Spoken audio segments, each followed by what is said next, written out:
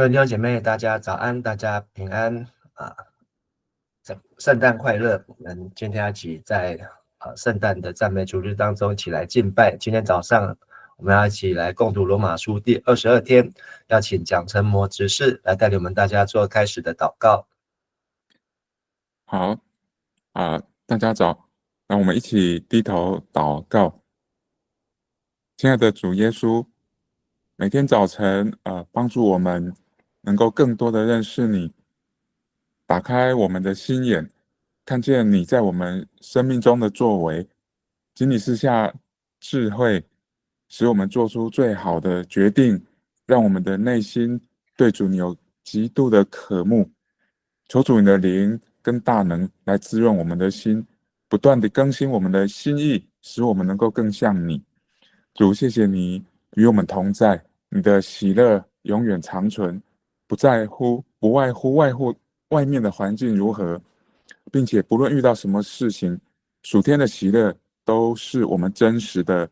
很久的力量的帮助。求你的平安在我们里面做主，引导我们，保守我们的心。因为主你说，艰辛依赖你的，你必保守他十分平安，因为他倚靠你。求你的恩典看顾我们，带领我们以下圣经共读的时间，让我们的灵命在主面前都得着饱足，得着喜乐。谢谢主耶稣，祷告是奉靠主耶稣基督得胜的名，阿们。阿们，谢谢。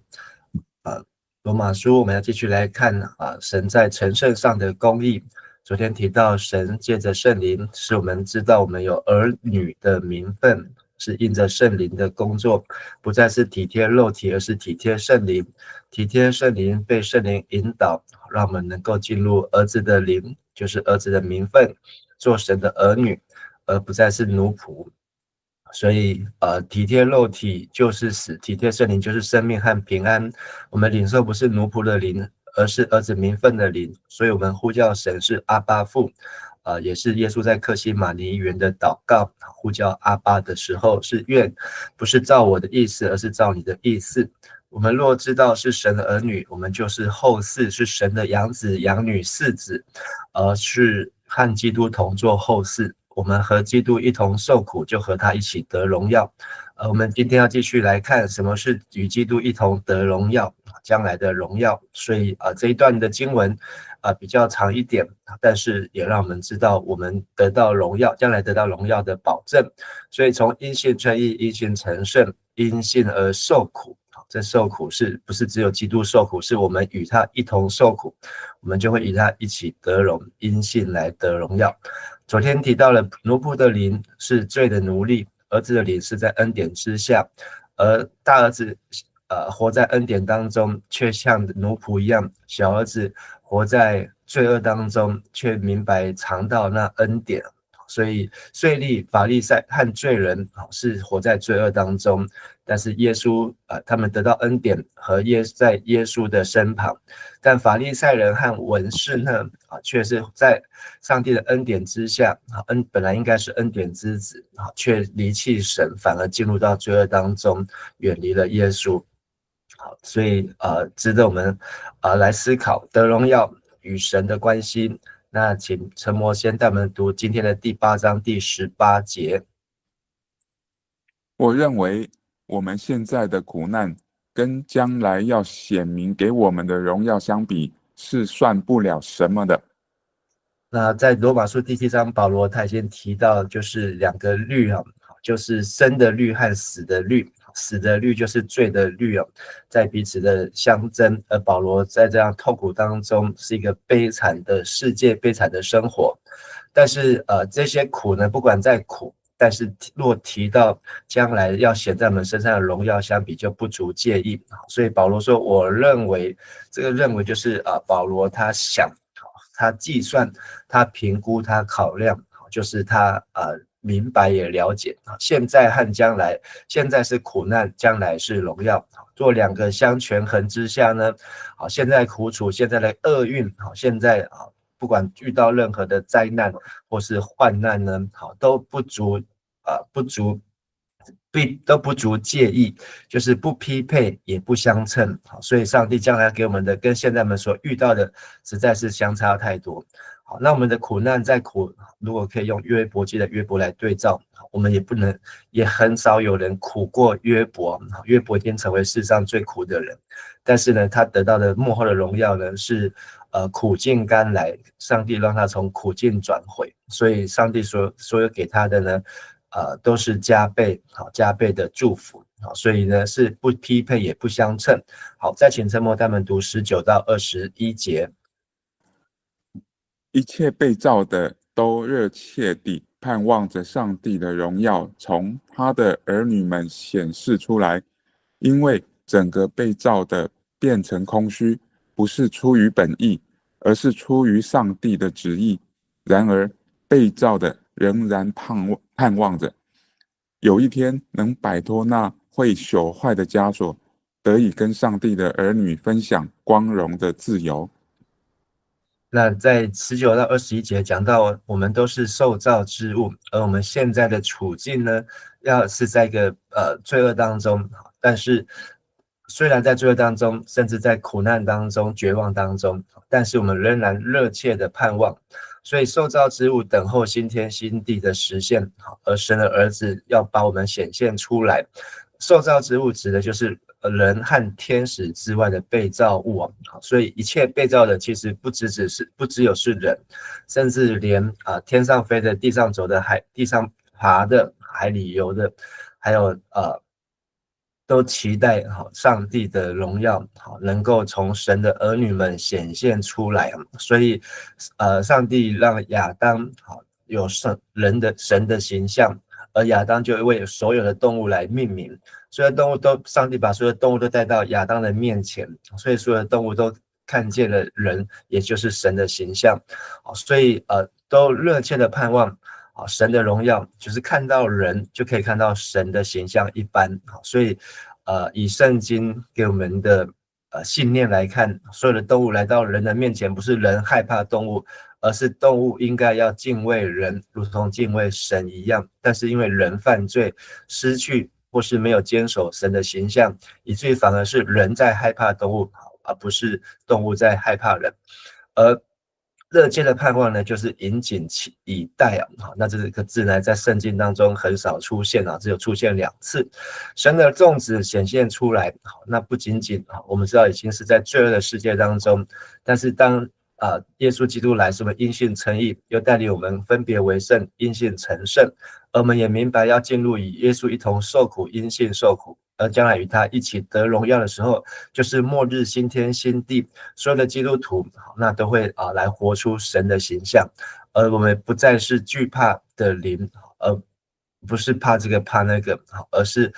上帝儿子的灵。所以耶稣即便在暴风暴雨当中，他也说只要信不要怕。在这个船的上面，那他蛮有平安，但是门徒们都怕得快要死了。20节讲到整个被造的变为虚空，并不是出于本意，而是出于上帝的旨意。那变为虚空呢，就是因为我们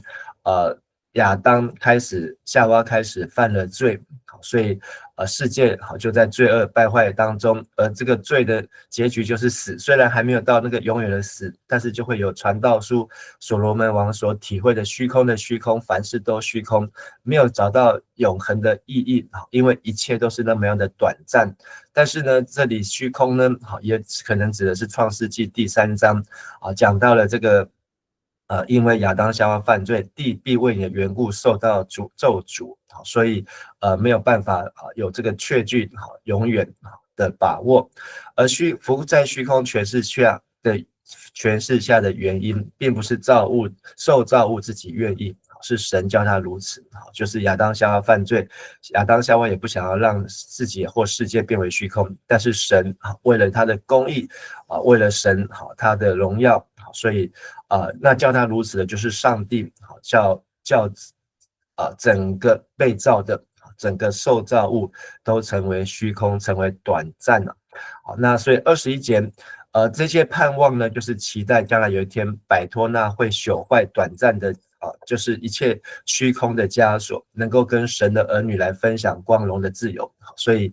神的儿女很重要，神的儿女先得救赎，然后能够活出圣洁，恢复神的形象，才能够使整个世界整个受造物能够管理这地，遍满地面，能够好好的来掌管。所以受造物呢也热切的盼望人能够活得应该有神的样子。所以我们不是为自己活，也是为受造物、为世界、为他人而活。所以受造物呢怎么样离开败坏虚空的辖制，就是神的儿女要恢复形象。所以在这里保罗将整个被造的宇宙万物拟人化，就跟前面的罪恶拟人化。所以整个罪恶败坏世界，但是整个宇宙万物还在为人加油，为人的努力来加油。那宇宙万物呢陷入在这个空虚败坏当中，人呢陷入自我毁灭，但是耶稣基督道成肉身来之后，一切发生改变。那人改变了，从信心改变，从一个芥菜种子，就像亚伯兰的信心，在他相信上帝的那一天开始改变之后，没有想到一直到今天一直在改变世界，如同蝴蝶效应一样。但是呢，在这个上帝的时间末后的日子来到，整个宇宙万物就是只能等待接着讲的叹息、盼望、等候，就是各种的复杂纠结，等到上帝旨意成就的那一天。好，再请陈默带我们读22、23节。我们知道，直到现在，一切被造的都在呻吟，好像经历生产的阵痛。不止被造的是这样，我们这些得到出手果子，就是得到圣灵的人，也在心里叹息呻吟，等候上帝收养我们，也做他的儿女，使整个的自我得自由。好，谢谢。那现在这位译本还是比和合本能够比较明白的读出这段的意思受造物呢就在这样的复合的又期待又怕受伤害，然后再叹息劳苦然后一直到今天，基督徒的心里也在叹息能够得到儿子的名分，就是我们的身体要得赎，而新天新地什么时候来到？所以这个一同叹息就是一同呻吟所以和合本用叹息对不起这个和合本也有和合本用叹息，那和修本用呻吟，现在中译本也用呻吟。这呻吟呢就是不舒服的一直在发出声音。好，那是什么声音呢？好，那就是忍受阵痛好，这阵痛是什么呢？现在中译本把它讲的比较清楚是生产的阵痛。好，所以其实这不是说我们生病了不舒服在那边嗨餐，而是我们因为知道要诞生，所以是一个新的生命，是神的儿女的诞生，所以我们要经过这个像如同妈妈母亲受生产的痛苦。而这个痛苦呢，是与基督一同受苦，为了我们的新生命能够诞生。所以心里叹息呻吟呢，是为了要得着儿子的名分所以在23节，我们这些出熟的果子是为了要得到圣灵，就是得到圣灵的人，我们的心里也在叹息呻吟等候上帝收养我们做他的儿女所以就是等候得着儿子的名分。那和合本没有把这个收养翻译出来所以我们会忽略这个事实，就是我们是被神所赎回的，被他领养的一般，所以在圣灵当中把我们重生了出来。而保罗也没有忽视我们在这败坏世界当中面对痛苦，所以我们面对世界呢，看到很多不公不义不法的事情，黑暗的事情，或是担忧的事情，我们还在呻吟叹息挣扎。好，神你什么时候要来？上帝待降节就是等待耶稣降临，耶稣基督什么时候再次从天降临回到世上？但是呢，圣灵在这当中，在我们生命当中呢，圣灵继续帮助我们做出熟的果子出熟的果子就是第一份的果子就是通常指那个第一份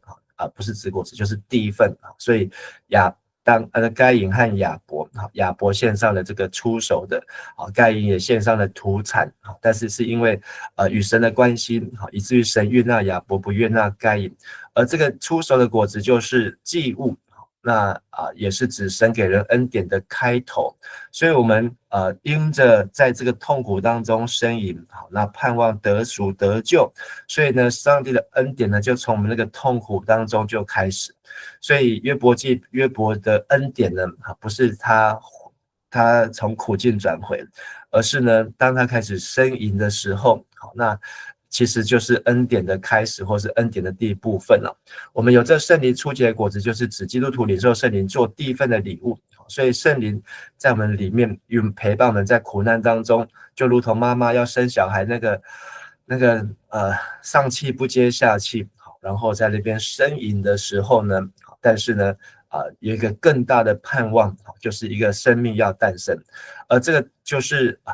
基督徒在这样的状况当中，我们在现代的生活还没有进入到新天新地，但是已经领受了圣灵，上帝自己的灵，他自己的气息，就如同上帝向亚当吹了那一口气一样，领受圣灵，我们就相信，等我们还没有得赎，就有圣灵在我们的身上与我们同证，所以我们一定借着圣灵知道，一定神会带我们进入将来的新天新地，就像摩西带领以色列人离开了埃及，而有信心的人就相信，如同约书亚和迦勒那块地，就是流奶与蜜的迦南地，是神要赐给我们的，我们一定可以进去。但是没有信心的呢，即便已经看到了上帝的祝福那么大，但是呢，却还是想要走回头的路。好，那前面有讲到得着儿子的名分，就是一个领养的意思。所以不是路上捡来的，而是正式的，是有法律效力的，在法律上是没有人能够否认的。所以保罗没有忽视我们在这败坏世界面对的痛苦。好，接着再请陈模代们读24到25节，谢谢。因为由于盼望，我们得救。那看得见的盼望不算是盼望，谁还盼望他所看得见呢？如果我们盼望那看不见的，我们就会忍耐等候。那保罗的这一段的逻辑呢，真的是打破人的将这个头脑的将这个有限性了，因为我们得救就有盼望，那是盼望呢，就是看不到的才叫盼望。如果那盼望是看得到的，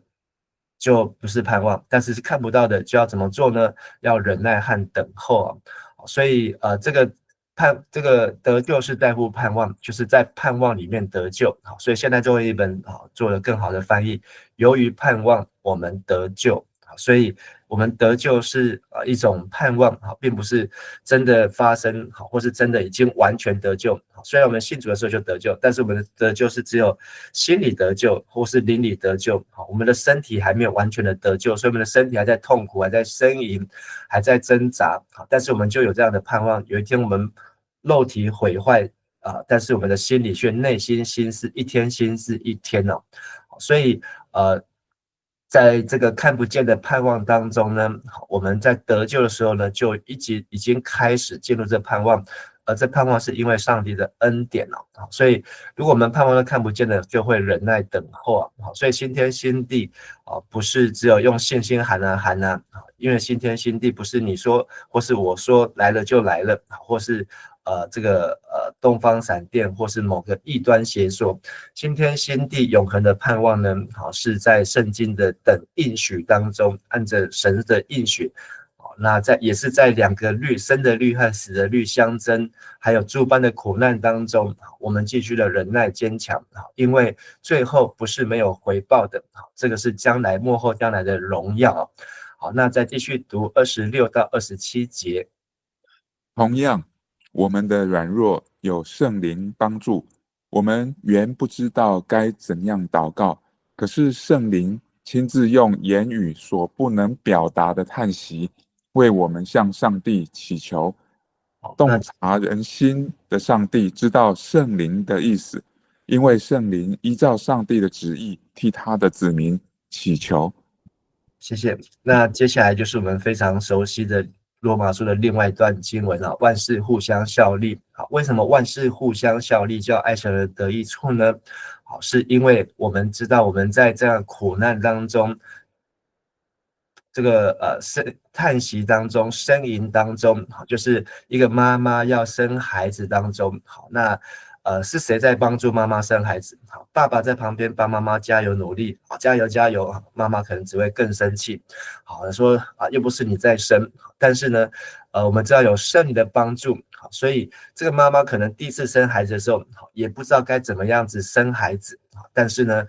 怎么能够把一个生命诞生下来，都是圣灵的帮助，因为圣灵要帮助我们得生命，好，但是罪呢、律法呢，好，这个死呢，好，就是要我们不要让这个生命生出来，好像这个摩西的时候，或是耶稣的时候，好，都会有这个王呢、法老呢下令要把所有的婴孩杀死，所以每个孩子生出来，好，这个妈妈也可以回想。这个给我们的帮助，好，可能现在都有打那个无痛分娩，打那个无痛针，好，但是除了这个之外呢，其实也是圣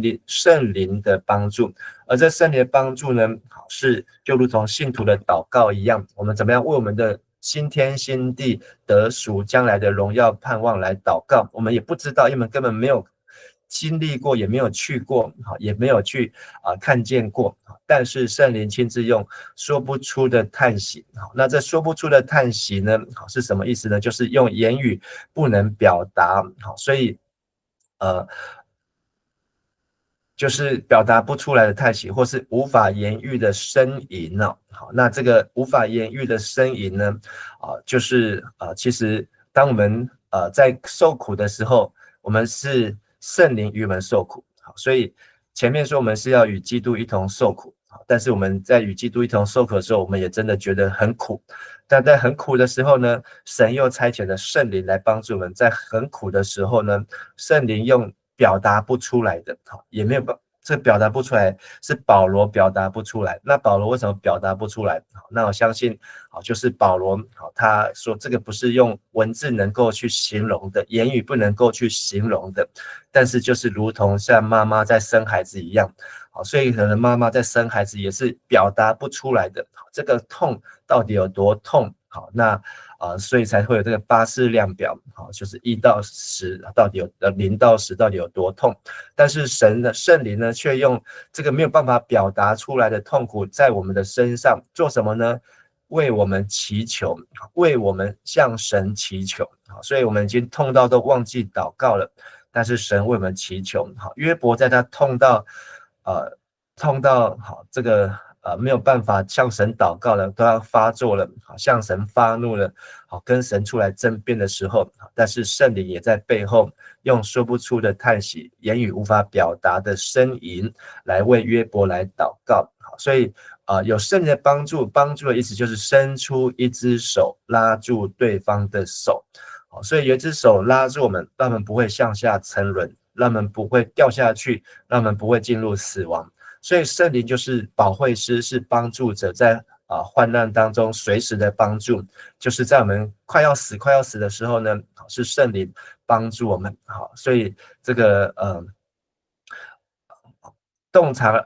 为我们祷告，那洞察人心的上帝知道圣灵的意思，因为圣灵依照上帝的旨意替他的子民祈求。为什么圣灵的祷告有效？是因为圣灵他为我们祷告，不是照我们自己的意思，所以阿爸父就是不是照我们自己的意思。那圣灵为我们祷告，就是阿爸父的祷告，就是照上帝的旨意来求，而把我们的各样子的痛苦苦楚，把我们遇到各样的叹息呻吟，把我们遇到各样的软弱，把我们遇到各样的患难呢，都在圣灵的帮助当中。所以我们到底要不要为自己的软弱、自己的苦难花多少的力气祷告？其实很多时候我们不一定祷告得出来，但是只要我们相信有圣灵的帮助，其实我们相信神同在，所以甚至呢，我们也不需要再为自己的痛苦来多做祷告，因为我们的祷告不见得会比圣灵的祷告更好。因为圣灵知道上帝的旨意啊，圣灵就是那鉴察人心、洞察人心，鉴察就是详细的查看、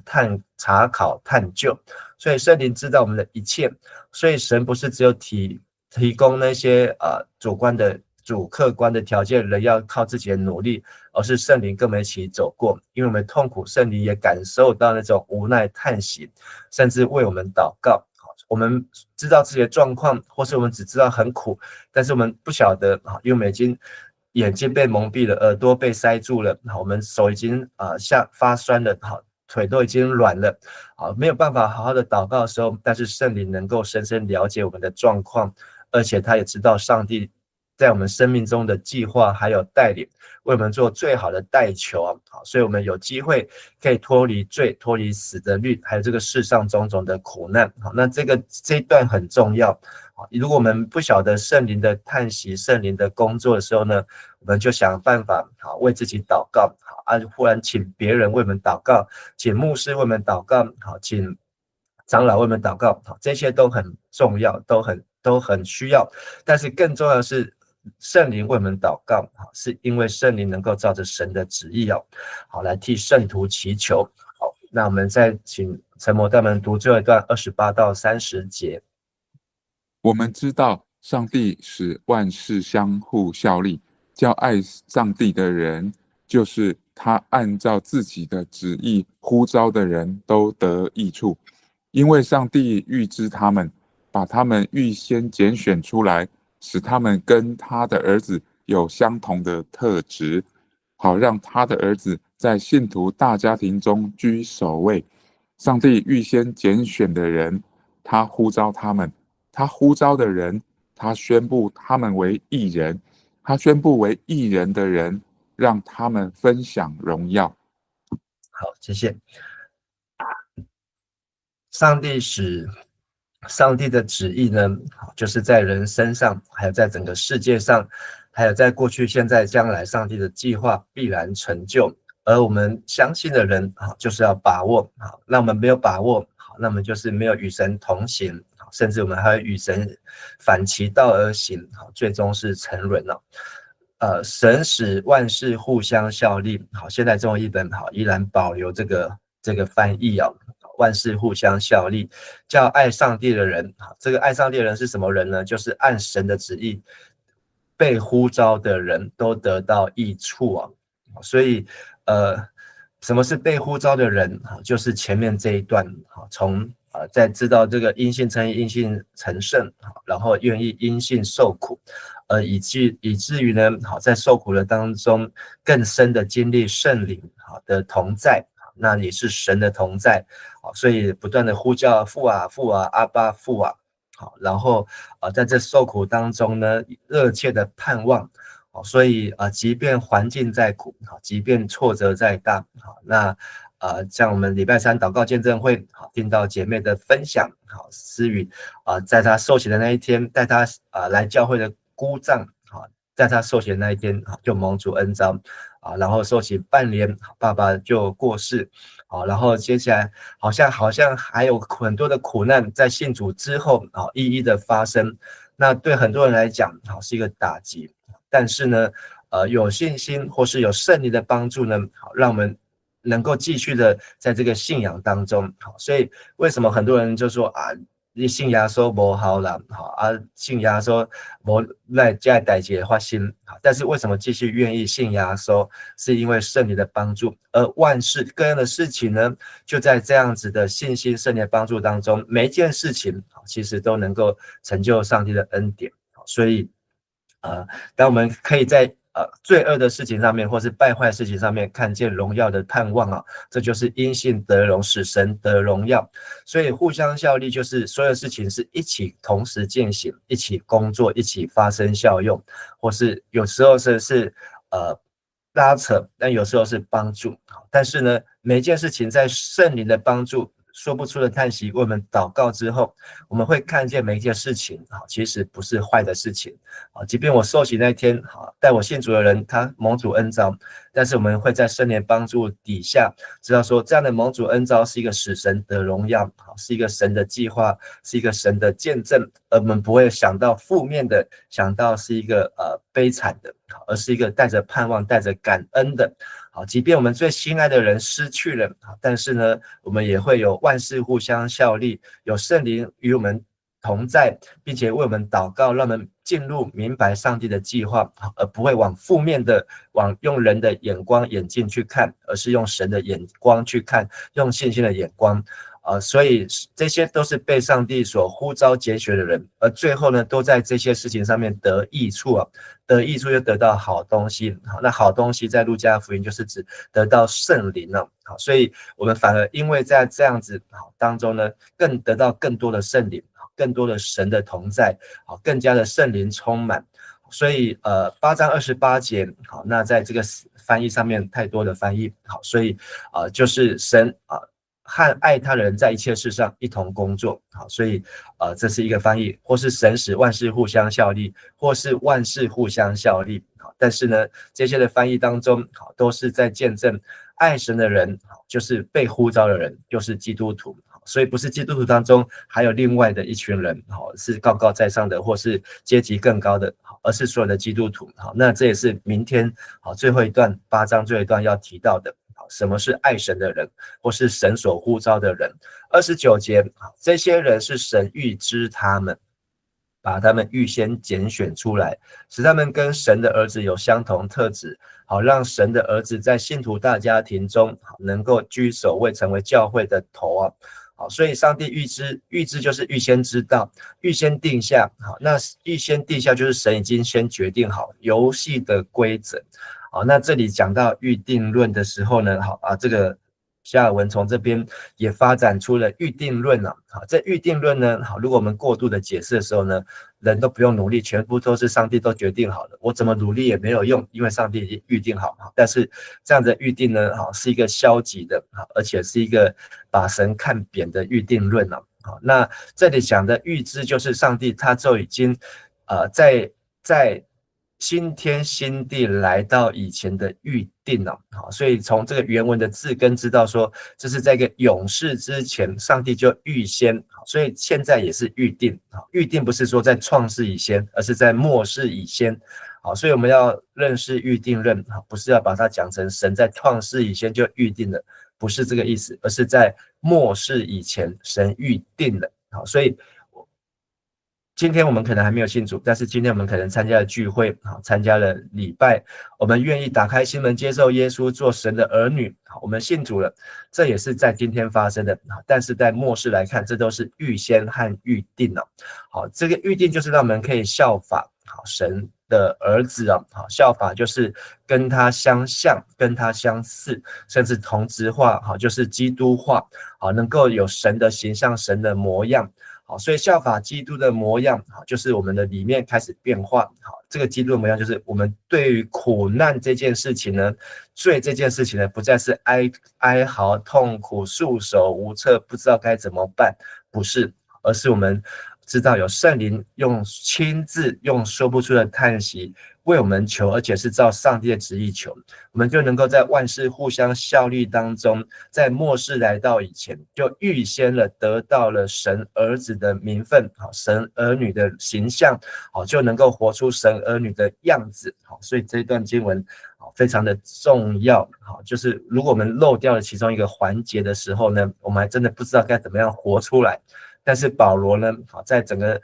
罗马书的过程，让我们知道活出神儿子的名分，其实就是一切都是一个完全对神的相信、坚信不疑，而让我们明白这是圣灵的工作。最后一节，神在末世以前预先拣选的人，神就呼召这一群基督徒。他呼召的人，神就宣布他们是义人。所以按照罗马书来看，所有基督徒都是义人。神已经宣布为义人的，神就让他们分享荣耀。那这个是第二次，也是最后一次讲到得荣耀。那现在中译本讲翻成分享荣耀，因信得荣。这个得荣耀呢，是一个上帝在末世以前，虽然要在末世之后才会进入那个荣耀，但是呢，在末世还没有来到的时候呢，神就把这个荣耀先赐下来。好，所以在会幕的时候，我们看见神的荣耀。所罗门献圣殿的时候，大卫的儿子所罗门献圣殿的时候，我们看见神的荣耀。好，这个先知撒迦利亚说末后的荣耀要大过先前的荣耀。好这个哈该，好这个荣耀呢，好还有神呼召、神称义、神得荣耀呢，都是一个简单过去式哦。好，所以不是将来才发生的得荣耀，是现在就能够得荣耀。好，所以这个因信得荣呢，我们明白之后就知道，我们可以在今天，我们可以在叹息当中，我们可以在万事互相效力当中，在爱神当中就可以得荣耀。所以得荣耀呢，原来应该是未来发生的事情，但是呢，保罗用的时态呢，是说在神的心意当中，得荣耀是已经完成的，是确定的事情。所以马街他活出了神的形象，耶稣基督的形象；巴克里活出了基督的形象。他们的人生睡了死的时候，虽然新天新地还没有来，可是他们使神得荣耀。这个约翰加尔文，这个马丁路德，他们呢尽心的活出罗马书当中所教导。我们也可以看到这些人得荣耀的人，都是对于圣经掌握的人，甚至对于罗马书掌握的人，因为他们从罗马书里面得到很大的帮助。上帝的心已经定了，就是要信徒效法基督的榜样，要叫信徒得荣耀。上帝是整个宇宙最大的决策者，没有人能够由上帝的手中夺走基督徒。明天会继续读到，所以因此现在在苦，我们也不会比约伯苦；现在在苦，也不能改变上帝以心意已定的事实。所以我们就最后要做的事情什么呢？坦然面对苦难。我们不用跟上帝 argue， 跟上帝拔河上帝，你真的要我做这件事情吗？上帝，你真的要我走这条路吗？神啊，你真的要我这样子做吗？要这样子去吗？其实呢，该来的就来，我们不用像约拿自作聪明，还要跑到西班牙，然后还要被大鱼吞了，再吐出来之后才愿意顺服。我们应该在第一时间，但是这个顺服呢，也不是大儿子的表面顺服，内心不顺服，而是真的有圣灵用说不出的叹息为我们祷告，让我们从心里面顺服。时间关系，我们就不再读。但是26节到30节这一段呢，我们可能要多读几次，5次、10次好，让我们特别现在这种译本好的这个帮助底下，好，让我们可以更加的掌握这段的意思。好，所以今天的8章18节说，现在的苦楚比起将来要显给我们的荣耀是不足介意的。好，所以亲爱的弟兄姐妹，如果你觉得今天很苦，昨天很苦，那你要多想将来的荣耀，而且这份荣耀呢，不是等到新天新地才能够得到，是当我们有圣灵的帮助，明白神的爱，并且呢，能够活出基督的形象，效法他儿子的榜样的时候呢，这个荣耀呢，其实活出来的时候，这个荣耀神就提早赐给我们。而我们在这个将来还没有来到，我们有一个盼望，这盼望使人耐心等候。而我们的软弱呢，使人得到圣灵的帮助。所以这两件事情，我们不要失去盼望，不要连去对上帝相信上帝这个盼望都失去。而我们这个软弱也不要害怕承认自己的软弱。因为当我们越知道自己的软弱，才越知道上帝在这件事情，圣灵帮助我们，圣灵用说不出的叹息来帮助我们。所以当我们在软弱当中，本来不知道如何的祷告，但是圣灵呢替我们求，而且是按照神的旨意求。而圣灵因为鉴察我们的心，知道我们的心思意念，也知道神的旨意。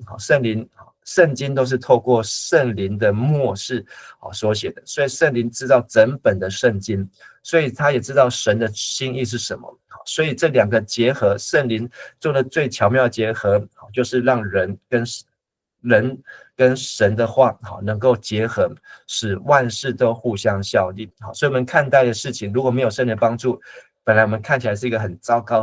的事情，但是呢，我们因为有圣灵的帮助，这个事情已经发生，但是却变成一个很荣耀的事情。因为呢，爱神的人就在这些事情上面得了好的东西，就是圣灵的帮助。这些爱神的人呢，就是按着神的旨意被拣选，在末世来到以前被呼召的人，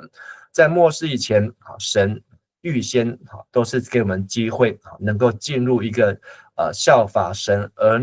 的儿女的形象的，就是效法耶稣的机会。而基督呢，耶稣成为我们的大哥，我们可以叫耶稣是大哥，因为他是长子。我们不能叫耶稣爸爸，因为天父是爸爸，但是我们可以叫耶稣是大哥。而神召所预定的人来称我们为义，让我们这些做耶稣的弟弟，做耶稣的妹妹，那不是表弟也不是表妹，就是亲弟弟亲妹妹，我们能够呢来使有活出耶稣的形象，那使神得荣耀。好，今天这段经文实在是非常的重要，但是不是只有这段重要，是前面的每一段都很重要。好，让我们不断的读下来，累积上帝给我们的帮助，也盼望借着圣灵的帮助呢，让我们对神更加有信心，也让我们在苦难的时候呢，我们可以勇敢的面对苦难，而不是躲避，而是逃避或是害怕。不会，我们是好像耶稣一样说，起来我们走吧。这个十字架的路就是起来，耶稣在阿巴父克西马尼园祷告完，就是起来我们走吧。我们一起来祷告。亲爱的圣灵，感谢你用说不出的言语无法表达的叹息，在我们每一位弟兄姐妹的生命、心理、身体上来动工，让我们知道万事互相效力，叫爱神的人得益处。主啊，我们感谢你在末世来到以前，耶稣降临以前，我们都有机会能够活出耶稣效法基督的榜样。耶稣是我们的大哥，是神家中的长子，是教会的头，是元首让我们能够凡事与基督来连结，能够乐意活出一个与耶稣一同受苦就要与耶稣一同得荣耀的生活，让我们在每一件事情上面都用正确的信心来看见神你美好的旨意，而不再是定罪，不再是埋怨，不再是控告，而是感恩，而是赞美，而是平安和喜乐。愿神你的话语还有圣灵与我们每位弟兄姐妹同在。我们这样祷告祈求感谢，奉靠主耶稣基督的圣名求，阿们。好，谢谢大家，大家平安。今天我们要在妇女馆是10点开始，但是我们8点半就可以到妇女馆，准备有家庭的拍照到9点50分。好，愿神祝福大家平安。谢谢牧师，谢谢牧师，谢谢牧师，谢谢牧师，牧师平安，谢谢牧师平安，大家平安。谢谢牧师，